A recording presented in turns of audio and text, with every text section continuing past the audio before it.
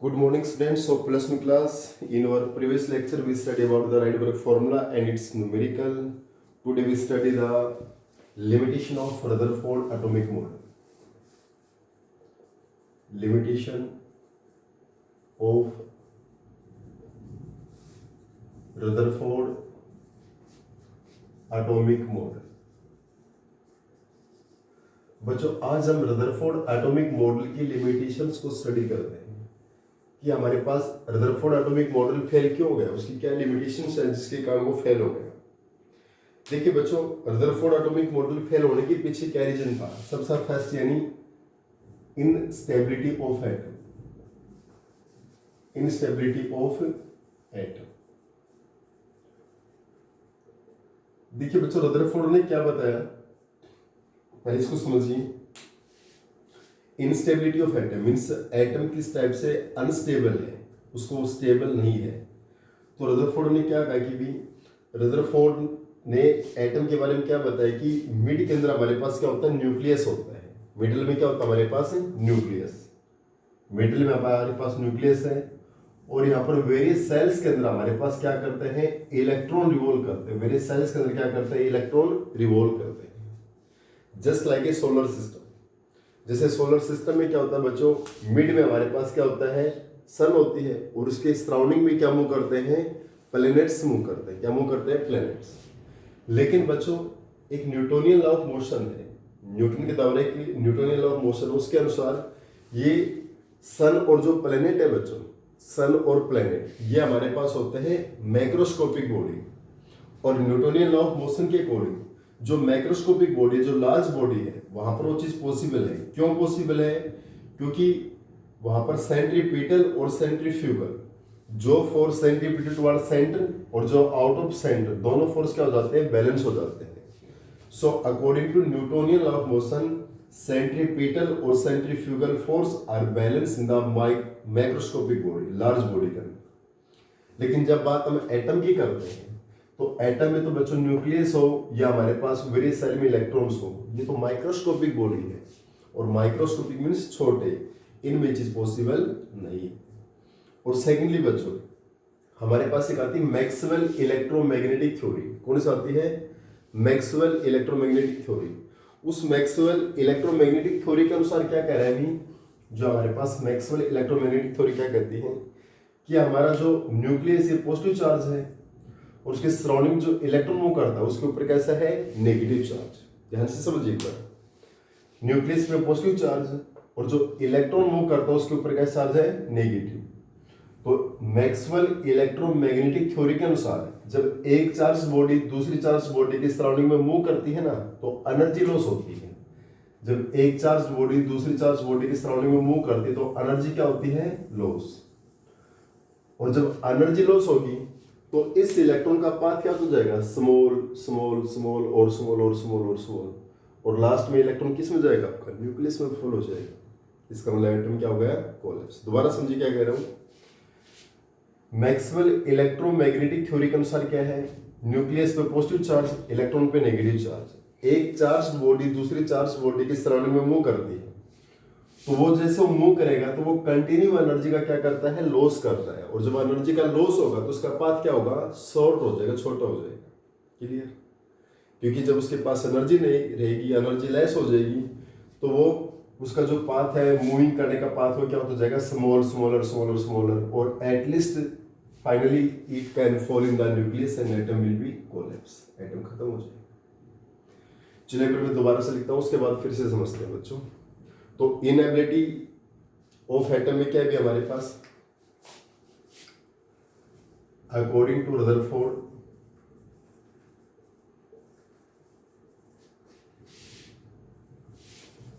an atom has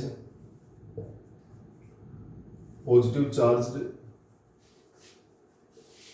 nucleus in the center and electrons are revolved around it.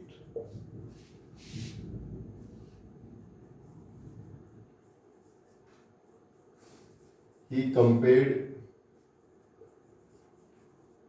atomic model to the solar system, यानी उसने atomic model को किससे compare किया? Solar system, that is sun in the middle and various planet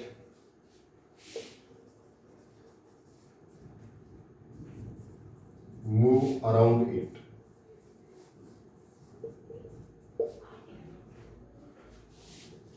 According to Newtonian law of motion,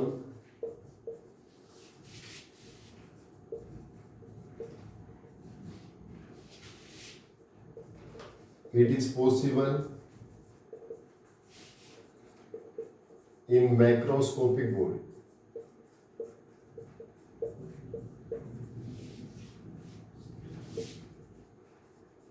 There will be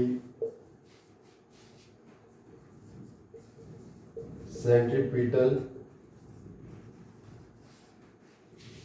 and centrifugal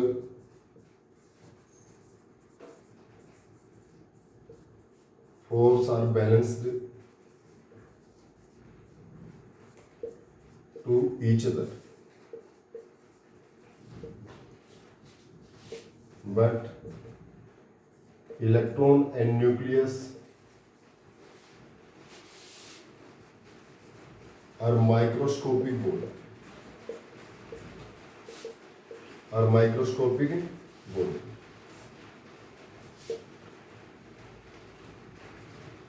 According to Maxwell electromagnetic theory, Maxwell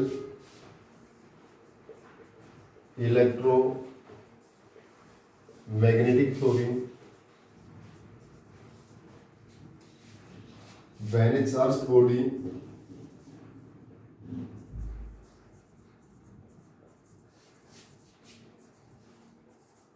move around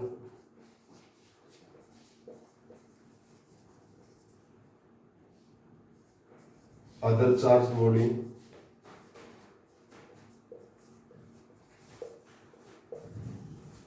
so it can lose the energy and path becomes short and short, smaller and smaller, short and short, and finally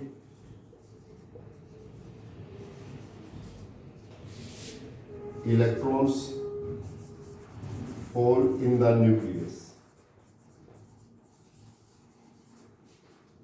so that atom becomes collapse. Atoms हमारा क्या हो जाता है? Collapse हो जाता है। बच्चे बड़े ध्यान से देखिए इसको, बहुत सिंपल सा वर्क आपके पास। क्या बताया अभी मैंने? Inability of instability of atom. क्या हमारे पास? First instability of atom according to Rutherford के अकॉर्डिंग क्या है? An atom has positive charge nucleus in the centre. कि सेंटर में तो हमारा क्या है? Positive charge nucleus, and electrons are revolve around it, और इसके सराउंडिंग में क्या मूव करते हैं? Electrons. He compared atomic model to the solar system. उसने इस एटॉमिक मॉडल को सोलर सिस्टम से कंपेयर कर दिया। किससे कंपेयर कर दिया? Solar system. कि sun in the middle and various planet move around it. कि सन तो हमारा बीच में होता है, और उसके सराउंडिंग में क्या मूव करते हैं? प्लैनेट मूव करते हैं। According to Newtonian law of motion, it is possible in macroscopic body. क्या ऐसा हमें मैक्रोस्कोपिक बॉडी में तो पॉसिबल है कि सन मिड में है और प्लैनेट रिमूव करते हैं, क्योंकि there will be centripetal and centrifugal force are balance to each other.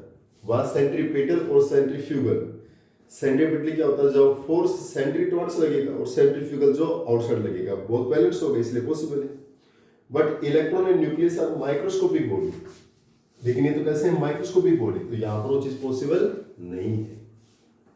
Second, according to Maxwell electromagnetic theory, हमारा मैक्सवेल एक नया साइंटिस्ट है, जो न्यू साइंटिस्ट, जो मैक्सवेल एक नया साइंटिस्ट है, उन्होंने क्या बताया कि जब when A charged body move around other charged body, जब एक चार्ज बॉडी है ना दूसरी चार्ज बॉडी के अराउंड मूव करती है, so it can loss the energy, वो हमेशा लॉस एनर्जी का क्या करती है, loss, and path become short and finally electrons fall in the nucleus, so atom will be collapse. इस डायग्राम से फिर बताता हूं, देखिए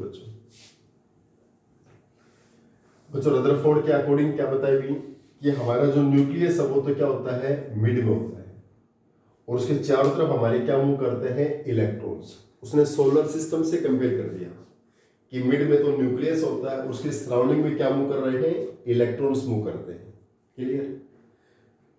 लेकिन न्यूटोनियन लॉ ऑफ मोशन ने क्या कहा भी, सन और जो प्लेनेट है वहां तो ये चीज पॉसिबल है, क्योंकि वो तो हमारे माइक्रोस्कोपिक बॉडी है। क्या है, माइक्रोस्कोपिक बॉडी। पर इलेक्ट्रॉन और न्यूक्लियस, इलेक्ट्रॉन प्रोटॉन न्यूट्रॉन, जो हमारा न्यूक्लियस है, एटम है, यहाँ पे चीज पॉसिबल नहीं है, क्योंकि इलेक्ट्रॉन प्रोटॉन न्यूट्रॉन क्या हमारे माइक्रोस्कोपिक बॉडी है। फिर सेकंडली हमारे मैक्सवेल इलेक्ट्रोमैग्नेटिक थ्योरी के अकॉर्डिंग, जब एक चार्ज बॉडी दूसरी चार्ज बॉडी के सराउंड मूव करती है तो एनर्जी का क्या होता है, लॉस होता है। एनर्जी क्या होता है, लॉस। तो देखिए बच्चों, जब जैसे ये चार्ज बॉडी है न्यूक्लियस और ये इलेक्ट्रॉन है जिसके सराउंडिंग में इसे रिवॉल्व करता है, तो एक चार्ज बॉडी दूसरी चार्ज बॉडी के सराउंडिंग रिवॉल्व करेगा तो एनर्जी क्या होगी, loss. So path become smaller and smaller, path become smaller and smaller, and finally it fall in the nucleus and atom will be collapsed। Clear? तो ये हमारे पास क्या थी, लिमिटेशन, फर्स्ट लिमिटेशन। अब दो लिमिटेशन हो रहे बच्चों, it can not explain the line spectra of element और inability distribution of electron and energy, वो तो छोटे से बिल्कुल। ये फर्स्ट लिमिटेशन थी बच्चों। सेकंड लिमिटेशन क्या है, it can not explain line spectra of element, it cannot explain line spectra of elements। एक बच्चों, it cannot explain the distribution of electron and energy,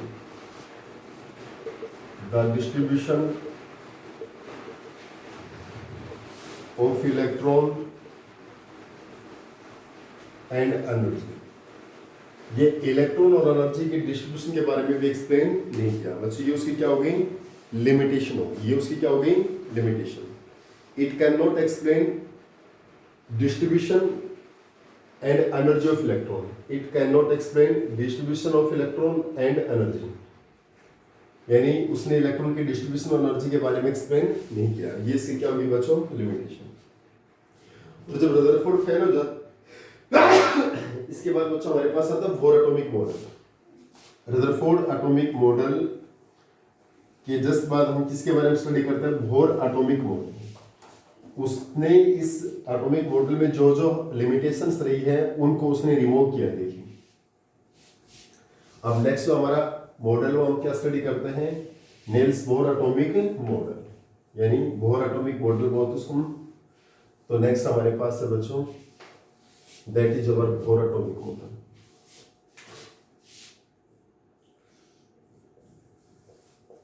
bore atomic model बच्चों, पहले में इसके पोस्टुलेट स्टडी करते हैं। फर्स्ट में आते हैं postulates of bore atomic model. Postulates of bore atomic model. Bore atomic model के क्या क्या पोस्टुलेट्स है बच्चों, देखिए फर्स्ट पोस्टुलेट बच्चों, रदरफोर्ड की इसने क्या बताया, जैसे रदरफोर्ड ने क्या कहा, हमारा ये मिड में क्या होता है, न्यूक्लियस होता है। मिड में क्या होता है, न्यूक्लियस। और उसने क्या कहा, जो इसके सराउंडिंग में इलेक्ट्रॉन्स होते हैं, लेकिन रदरफोर्ड ने क्या कहा, मिड में न्यूक्लियस, ये बात सही है, लेकिन उसने क्या कहा, उसके सराउंडिंग में जो ये ऑर्बिट्स होते हैं ना, ये फिक्स होते हैं बच्चों। ये ऑर्बिट्स क्या होते हैं, फिक्स होते हैं। यानी बोर ने क्या बताया भी फर्स्ट में कि जो न्यूक्लियस के सराउंडिंग में जो वेरियस ऑर्बिट्स है बोर की पोजीशन क्या होती है बच्चों, फिक्स होती है, स्टेशनरी पोजीशन होती है, क्या होती है, फिक्स पोजीशन होती है। क्लियर। बोर के अकॉर्डिंग तो बच्चों इनकी कोई पोजीशन फिक्स नहीं थी ना। रदरफोर्ड के अकॉर्डिंग बोर ने क्या बताया कि मिड में हमारा न्यूक्लियस है और उसके सराउंडिंग में जो सर्कुलर पाथ है ना, सर्कुलर पाथ है, इसकी पोजीशन बच्चों फिक्स रहेगी।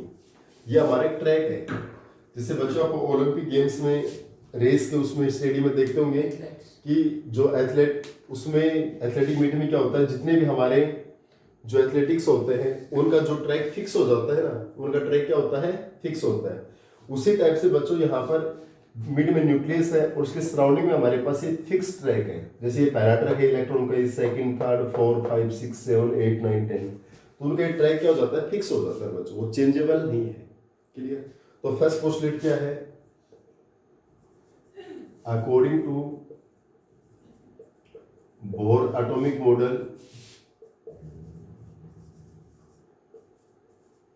nucleus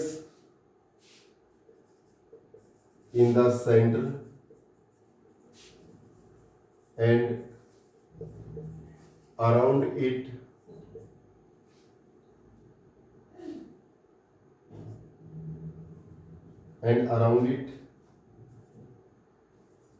a number of cell in their fixed position, in their fixed position. क्या मतलब है, according to Bohr atomic model nucleus in the centre, nucleus का होता है सेंटर में होता है, and around it a number of shells in their fixed position, और उसके अराउंड में एक नंबर ऑफ सेल्स क्या होते हैं बच्चों, एक फिक्स पोजीशन में होते हैं। क्लियर। सेकंड पॉइंट बच्चों हमारे पास जो हमारे पास देखिए सेकंड पॉइंट में क्या है, ये हमारा न्यूक्लियस है और इसके सराउंडिंग जो सेल है, पहले सेल को हम बोलते हैं के, ये हमारा कौन सा फर्स्ट सेल, दूसरे सेल को बोलते हैं एल, थर्ड को M, N, O, P, Q, R, S, T, ऐसे चलते रहेंगे बच्चों हमारे सेल। जो न्यूक्लियस के सबसे पहला सेल आता है बच्चों, जो फर्स्ट सेल आता है हमारे पास, जो फर्स्ट सेल है ये हमारे पास पहला सेल, इसको हम क्या बोलते हैं के, सेकंड को एल, थर्ड को दैट इज के एल, थर्ड को एम, ये फोर्थ एन, ये फिफ्थ ओ, ये सिक्स्थ पी और ये सेवंथ क्यू। क्लियर। ऐसे चलते रहेंगे आपके। तो बच्चों हमारे पास बोर एटॉमिक मॉडल के अकॉर्डिंग क्या है, हमारा मिड में तो क्या होता है, न्यूक्लियस होता है, in centre nucleus will be present and around it a number of shells, उसके अराउंड क्या होता है, एक नंबर ऑफ सेल्स होते हैं, just name K L M N O. इनको बच्चों हम स्टेशनरी ऑर्बिट बोलते हैं, इनको हम क्या बोलते हैं, stationary orbit. These are known as stationary orbit, इनको हम बोलते हैं बच्चों stationary orbit. Clear. In second point क्या होगा, nucleus around the nucleus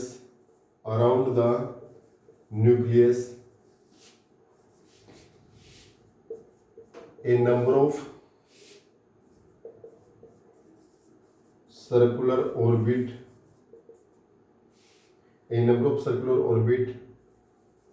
are present in their fixed position.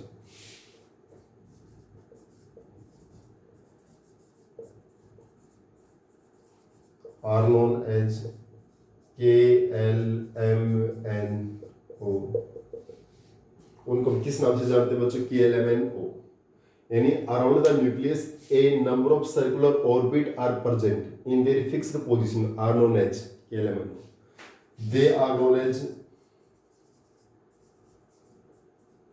They are known as stationary orbit।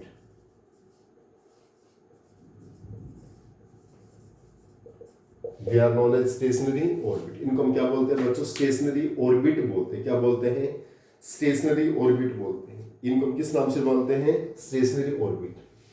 देखिए बच्चों पहला क्या बताया हमने, मिड में न्यूक्लियस होता है, उसके सराउंडिंग में हमारे पास वेरियस सेल प्रेजेंट होते हैं, वो सेल किस में होते हैं, फिक्स पोजीशन में।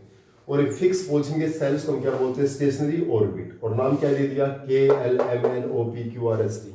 दो पोस्टलेट हो गए। इसका बच्चों आप स्क्रीनशॉट ले सकते हैं अच्छे से, ताकि आप नोट्स बनाने में कोई दिक्कत नहीं आए। तो शुरू कब किया था, क्या हो? इसके जस्ट बाद बच्चों हमारे पास थर्ड पोस्टलेट है। नेक्स्ट पोस्टलेट हमारे पास क्या आएगा, अभी हमारे दो पोस्टलेट हो गए हैं। नेक्स्ट पोस्टलेट देखिए क्या हमारे पास। नेक्स्ट में हम बच्चों एनर्जी के बारे में डिस्क्राइब करेंगे, उसके बाद इसकी वेलोसिटी के बारे में डिस्क्राइब करेंगे, इलेक्ट्रॉन की, उसके बाद रेडियस के बारे में। ये हमारे वेरियस पोस्टलेट्स है। नेक्स्ट में हमारे पास क्या है,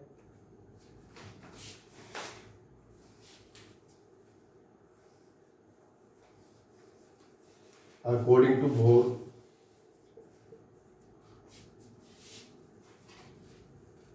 energy of electron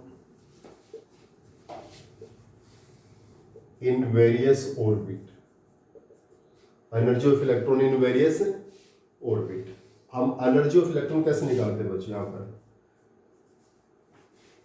in various orbit of hydrogen atom. चलो हम जनरल हर के लिए निकाल देंगे बच्चों। ये इनका फॉर्मूला होता है -2π²m⁴ n²h² इंटू z²। चलिए ये हमारा हाइड्रोजन रहेगा, तो यहाँ पर z कितना हो जाएगा बच्चों, हमारे पास 1 हो जाएगा। क्लियर। अदर होगा तो हमारा z परसेंट रहेगा। तो ये का फॉर्मूला क्या, -2π²m⁴ n²/h² बच्चों हाइड्रोजन की बात कर दे तो हम z लेने की आवश्यकता नहीं, क्योंकि z तो हाइड्रोजन के लिए 1 है।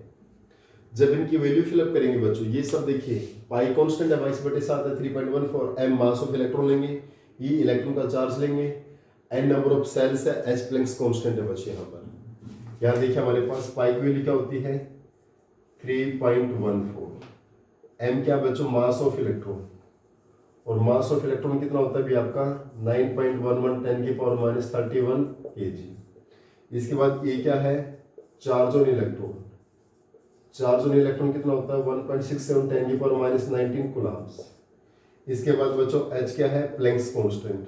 h क्या है, प्लैंक्स कांस्टेंट। इसकी वैल्यू क्या होती है भी आपकी 6.626 10⁻34 जूल सेकंड।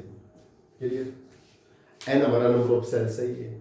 अब बच्चों इनकी जब हम वैल्यू रख देंगे बच्चों, तो हमारे पास इसको सोल्व करेंगे तो इसकी वैल्यू आएगी अलग अलग यूनिट में, -21.8 10⁻19 z²/n² जूल पर एटम।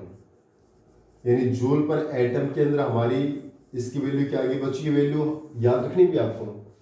यानी इसका भी क्या है, -21.8 × 10⁻19 z²/n² जूल पर एटम। ये तो जूल पर एटम। ये एनर्जी की वैल्यू बच्चों हमारे पास -13.6 z²/n² इलेक्ट्रॉन वोल्ट पर एटम। ये यूनिट किस में होती है, इलेक्ट्रॉन वोल्ट पर एटम में। इलेक्ट्रॉन वोल्ट में हमारे पास सी वैल्यू आएगी। और इसी एनर्जी की वैल्यू बच्चों -1312 z²/n² किलो जूल पर मोल। ये यूनिट किस में आएगी आपकी, किलो जूल पर मोल। हमारे पास ये तीन है बच्चों, इन तीनों यूनिट्स में इसकी वैल्यू आपको अच्छे से याद होनी चाहिए कि हमारे पास इस एनर्जी की वैल्यू -21.8 10⁻19 z²/n²। देखो हाइड्रोजन है तो z तो 1 होगा, इसको रिक्वायरमेंट नहीं है। लेकिन लिथियम 2+ है या आपके पास हीलियम प्लस है, बेरिलियम 3+ है, उस केस में हमारा z चेंज हो जाएगा। हाइड्रोजन लाइक है तो हमारा z कितना होगा आपके पास 1 होगा। तो -21.8 10⁻19 z²/n² जूल पर एटम। इलेक्ट्रॉन वोल्ट में वैल्यू क्या रहेगी, -13.6 z²/n² इलेक्ट्रॉन वोल्ट पर एटम। और ये -1312 z²/n² किलो जूल पर मोल। कुछ समझ में नहीं तो पूछ भी सकता है बीच में। ठीक है। तो बच्चों क्या हमारे पास क्या, according to Bohr energy of electron in various orbit of hydrogen atom. हमारे पास एनर्जी का डिस्ट्रीब्यूशन कैसे निकालते हैं बच्चों। एनर्जी का हमारा जो जनरल फॉर्मूला है बच्चों, एनर्जी निकालने का जनरल फॉर्मूला हमारे पास क्या है, ये है आपके पास। इसमें जब हम वेरियस वैल्यू रखते हैं बच्चों, इनकी सभी की वैल्यू फिलअप करेंगे तो हमारे पास ये क्या आ जाएगा आपके पास, n -21.8 10⁻19 z²/n²। दूसरा हमारे पास कितना आ गया आपका -13.6 जेड स्क्वायर पर एन स्क्वायर इलेक्ट्रॉन वोल्ट पर एटम, और किलो जूल में क्या आएगा 1312 1312 किलो जूल पर मोल। ये हमारे पास वेरियस वैल्यू आ जाएंगी इसकी। क्लियर। इसके जस्ट बाद बच्चों नेक्स्ट पोस्टलेट क्या रहेगा हमारे पास, 3 पोस्टलेट हो गए बच्चों। नेक्स्ट पोस्टलेट में बच्चों चलो हम एनर्जी के बारे में बताते हैं। पहले किसके बारे में बताते हैं, एनर्जी के बारे में। तो नेक्स्ट पोस्टलेट है velocity of electron in different orbit. Next postulate है velocity of electron in different orbit. Velocity of electron different orbit, Vn is equal to V naught Z upon n। क्या होती है, V is equal to V naught Z by n। या V naught की value बच्चों fix होती है 2.188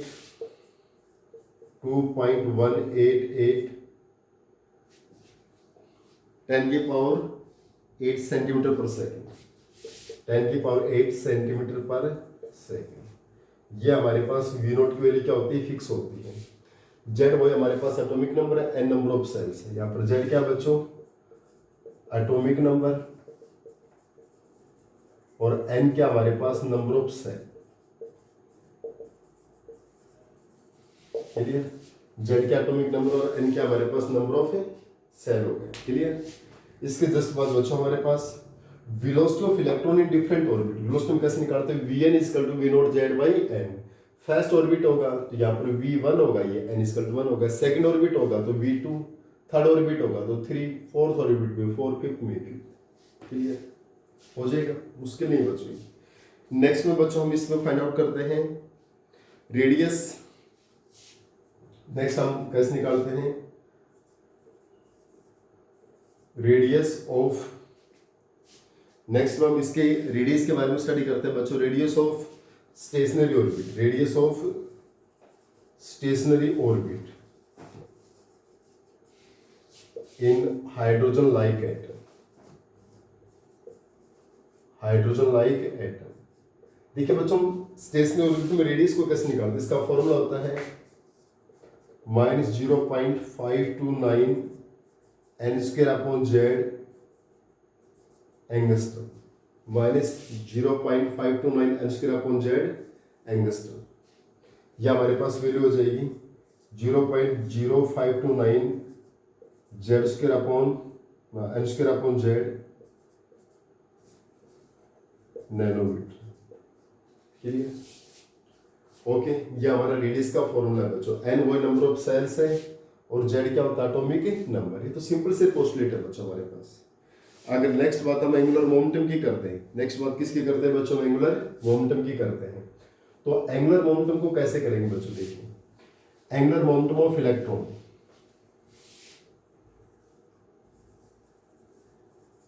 angular momentum of an electron in a stationary orbit of hydrogen atom। stationary orbit of hydrogen atom। तो देखिए बच्चों, एंगुलर मोमेंटम को हम कैसे फाइंड आउट करते हैं। एंगुलर मोमेंटम क्या अकॉर्डिंग क्या होता है, mvr is equal to nh upon 2 pi. mvr is equal to nh upon 2 pi. m क्या होता है बच्चों, मास, v क्या है वेलोसिटी, r क्या है रेडियस। m क्या है मास, v क्या है वेलोसिटी, r क्या है radius, n number of shells है, h प्लैंक्स कांस्टेंट है, पाई 3.14 होता है। तो ये हमारे पास क्या होगा, एंगुलर मोमेंटम क्या हो जाता है, mvr is equal to nh upon 2 pi. यानी एंगुलर मोमेंटम को हम कैसे फाइंड आउट करते हैं बच्चों, mvr is equal to nh upon 2 pi. Clear. अब बच्चों नेक्स्ट आता है हमारे पास, जैसे हमारे पास ये वेरियस सेल है बच्चों, ये हमारे पास न्यूक्लियस है, ये हमारे पास डिफरेंट एनर्जी ऑर्बिट्स होते हैं। ये क्या होते हैं, डिफरेंट एनर्जी ऑर्बिट्स।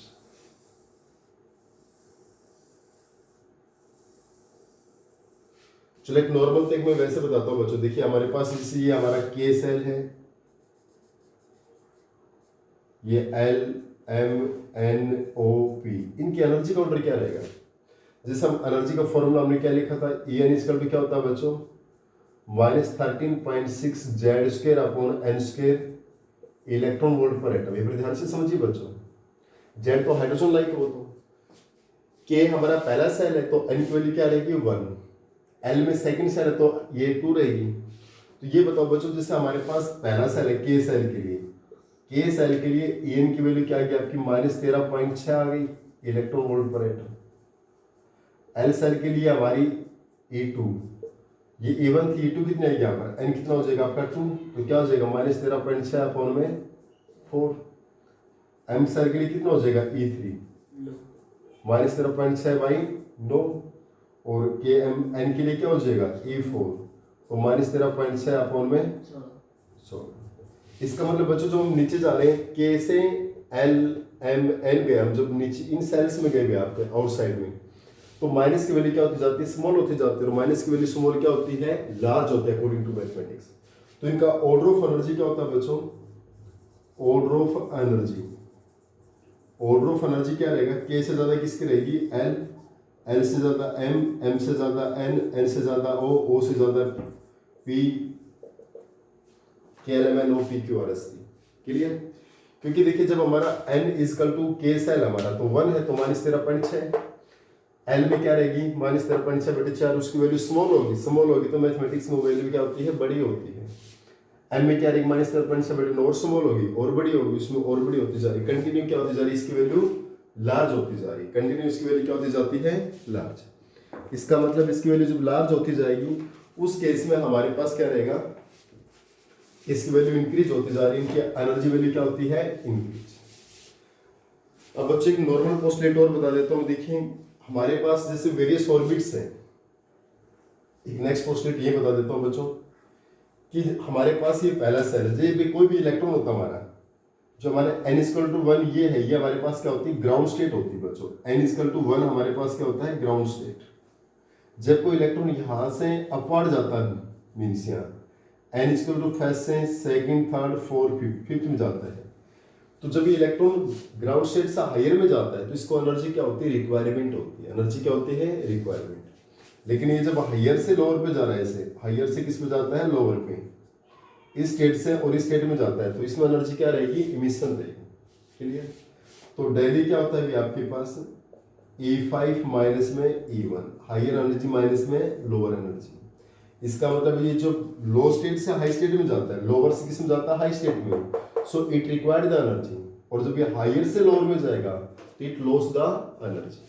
क्लियर, यहाँ पर एनर्जी की रिक्वायरमेंट होती है, यहाँ पर एनर्जी का इमिशन होता है। क्लियर, तो बच्चों बोहर के अकॉर्डिंग क्या बताया भी हमने कि बोहर हमारे पास क्या कहता है कि हमारा जो एटॉमिक मॉडल है वो एक सर्कुलर मतलब फ्लैट मॉडल है हमारे पास, 3D मॉडल नहीं, वो फ्लैट मॉडल है बच्चों। क्लियर, तो उसने क्या कहा, अभी मिड में क्या होता है, सेंटर होता है, उसके सराउंडिंग में क्या होते हैं, वेरियस सेल्स होते हैं जिनमें इलेक्ट्रॉन्स क्या करते हैं, मूव करते हैं। क्लियर, सेकंड पोस्टलेट में क्या बताया कि जो उसके सराउंडिंग में वेरियस सेल्स हैं, K L M N O P Q R S, जितने भी सेल्स हैं उनकी जो पोजीशन वो फिक्स होती है, वो वेरिएबल नहीं है, वो अपनी एक ही फिक्स पोजीशन में है, इसलिए उनको हम क्या बोलते हैं, स्टेशनरी ऑर्बिट बोलते हैं। क्या बोलते हैं, स्टेशनरी ऑर्बिट्स बोलते हैं। थर्ड में हमने उसका डिस्ट्रीब्यूशन ऑफ इलेक्ट्रॉन्स बताया था कि एनर्जी ऑफ इलेक्ट्रॉन क्या -2π² m(e⁴ z² upon n²।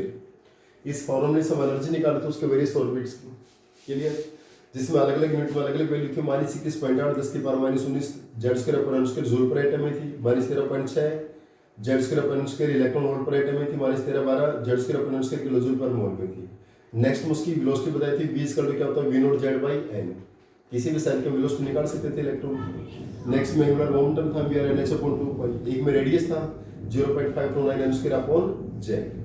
Clear, तो बच्चों ये हमारे पास बहुत पोस्टलेट था। इसमें नेक्स्ट में बच्चों इसके लिमिटेशन और इसके न्यूमेरिकल्स के बारे में स्टडी करते हैं और नेक्स्ट लेक्चर।